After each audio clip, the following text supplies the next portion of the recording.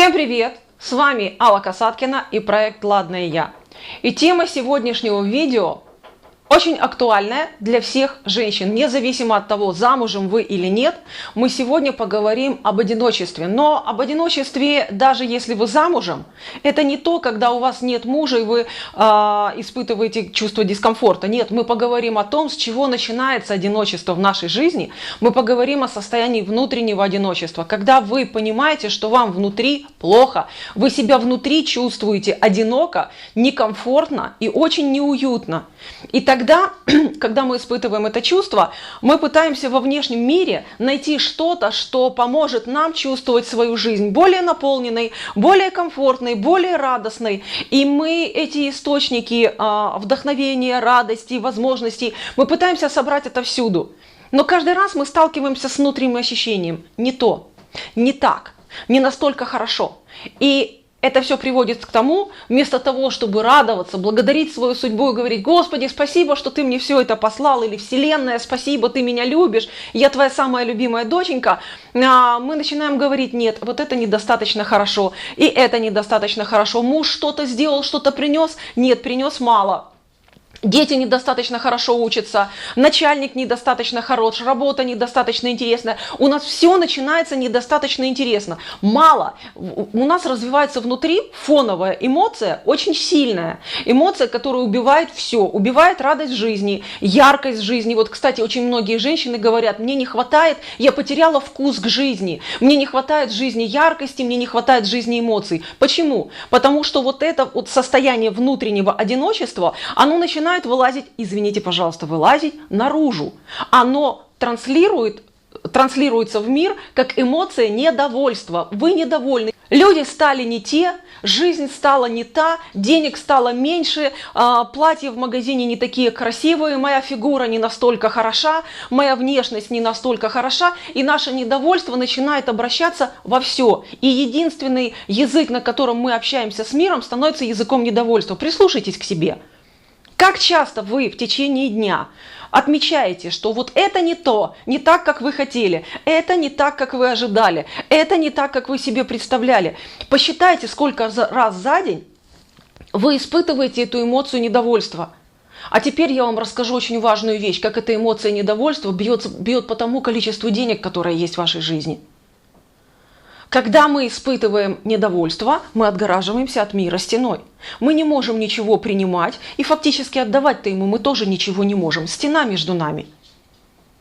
И что получается? Как бы Вселенная не хотела нам дать, сказать: моя дорогая, возьми, вот у меня для тебя подарочек.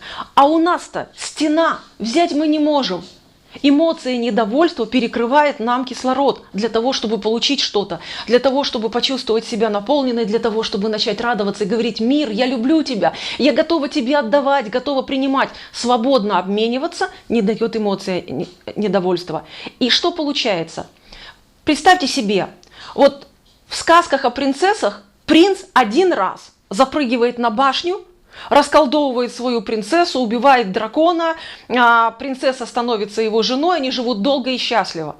Когда у нас внутри эмоция недовольства, нашему принцу, избраннику мужчине, приходится 365 дней в году, 24 часа в сутки скакать на эту башню, убивать драконов, освобождать из плена, целовать спящую царевну и все что угодно делать. Но вы же прекрасно понимаете, если он будет скакать на эти башни, если он будет постоянно доказывать вам, что он должен вас расколдовать, когда он будет зарабатывать деньги? Когда он будет вас баловать? Когда он будет вас радовать? Времени остается ничтожно мало. Но и это еще не все. Пусть он отчаянный, пусть он влюблен, и у него все получается. Но если он это делает, а его принцесса, его любимая женщина, все это принимает с эмоцией недовольства, все не так. Все не настолько хорошо, все не настолько классно. Что будет делать мужчина? Мужчина пойдет искать другую женщину, которая не отгорожена от него серой стеклянной стеной и которая умеет принимать и радоваться. И женщина остается в одиночестве. Сначала в эмоциональном, а потом и действительно в одиночестве.